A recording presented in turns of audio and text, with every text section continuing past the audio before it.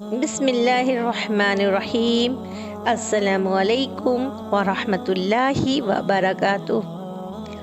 آج ہم بنی اسرائیل کے 99 افراد کے قاتل کی توبہ کے بارے میں جانیں گے۔ بخاری اور مسلم کی حدیث میں بنی اسرائیل کے ایک قاتل کا واقعہ نقل کیا گیا ہے۔ حضور اکرم صلی اللہ علیہ وسلم نے اللہ کے یہاں توبہ کی قبولیت سے متعلق صحابہ کرام رضوان اللہ علیہم اجمعین کے سامنے بنی اسرائیل کے قاتل کا نہایت خوبصورت اور ایمان افروز واقعہ بیان فرمایا کہ بنی اسرائیل میں ایک شخص چوری، ڈکیتی اور قتل میں بہت مشہور تھا اور نہایت معمولی سی بات پر کسی کو قتل کر دیتا تھا۔ ہوتے ہوتے اس کے ہاتھ سے 99 افراد کا قتل ہو چکا۔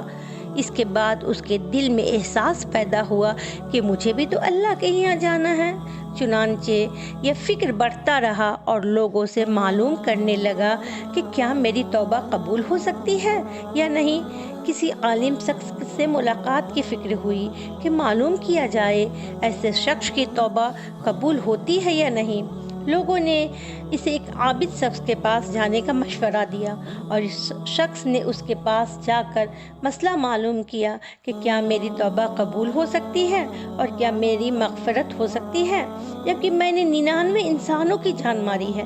تو اس عابد کو مسئلہ معلوم نہیں تھا، تو اس نے اپنی عقل سے قیاس لگائی کہ جو انسان 99 انسانوں کی جان مار سکتا ہے اس کی مغفرت کہاں سے ہوگی۔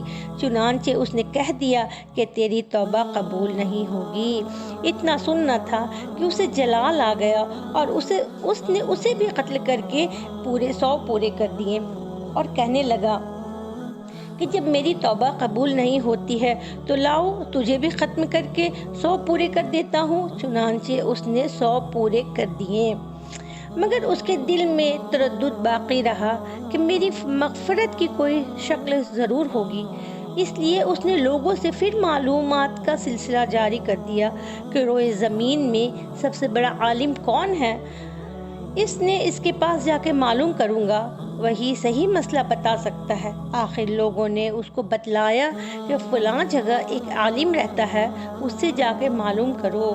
چنانچہ اس نے اس عالم صاحب کے پاس جا کر اپنی زندگی کی کارگزاری سنائی اور 100 آدمیوں کو کس طرح سے قتل کیا ہے سارا کارنامہ سنا کر معلوم کیا کہ اب بتائیں کہ میری توبہ قبول ہو سکتی ہے یا نہیں، کہ اللہ کے یہاں مجھ جیسے گنہگار کے لیے بھی مغفرت کا کوئی خانہ ہے۔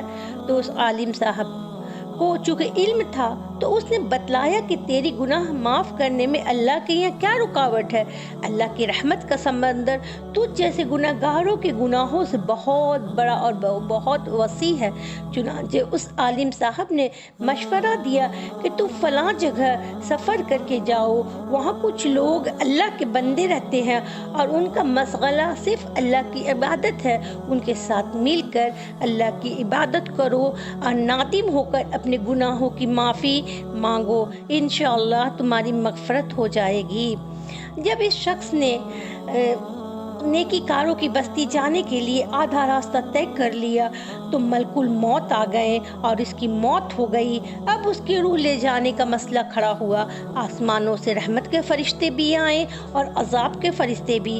رحمت کے فرشتے کہنے لگے کہ اس کی روح لے جانے کا حق ہم کو ہے، اس لیے کہ اس نے سچے دل سے توبہ کر کے عبادت کے لیے جا رہا ہے، اور عذاب کے فرشتے کہنے لگے کہ اس کی روح لے جانے کا حق ہم کو ہے، اس لیے کہ اس شخص نے کبھی کوئی نیک کام نہیں کیا ہے، پوری زندگی معصیت میں گزاری ہے۔ اسی دوران آسمانوں سے آدمی کی شکل میں ایک فرشتہ آیا۔ بعض روایات سے معلوم ہوتا ہے کہ یہ آنے والا فرشتہ حضرت جبرائیل امین علیہ السلام تھے۔ چنانچہ اس فرشتے نے تشریف لا کر دونوں طرف کے فرشتوں کے درمیان یہ فیصلہ کیا کہ دونوں طرف کی زمین ناپ کر کے دیکھ لو، جہاں سے آ رہا ہے وہاں کی زمین قریب ہے یا جہاں جا رہا ہے وہاں کی زمین لہٰذا جہاں کی زمین قریب ہو اس شخص کو وہاں والوں میں شمار کر دیا جائے۔ چنانچہ دونوں طرف کی زمین ناپ کر دیکھی گئی تو جہاں جا رہا تھا وہاں کی زمین جہاں سے آ رہا تھا اس کے مقابل میں صرف ایک بالش قریب تھی۔ چنانچہ فیصلہ ہوا کہ مقام معصیت سے مقام عبادت صرف ایک بالش قریب ہے، اس لیے رحمت کے فرشتوں کو اس کے روح لے جانے کا حق ہوگا۔ چنانچہ اللہ کی طرف سے اس کی مغفرت کا اعلان کیا گیا۔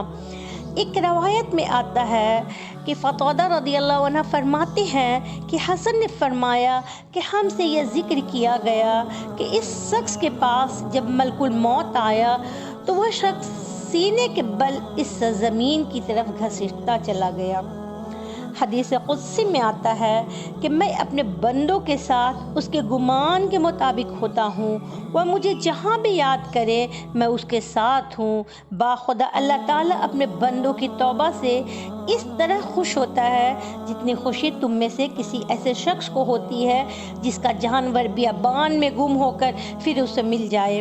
اور جو شخص ایک بالش میرے طرف آتا ہے میں ایک ہاتھ اس کے قریب ہو جاتا ہوں، اور جو شخص ایک ہاتھ میرے قریب آتا ہے میں اسے اپنے دونوں پھیلائے ہوئے ہاتھوں کے برابر قریب ہو جاتا ہوں، اور جب وہ میری طرف چل کر آتا ہے تو میں اس کی طرف دوڑ کر آتا ہوں۔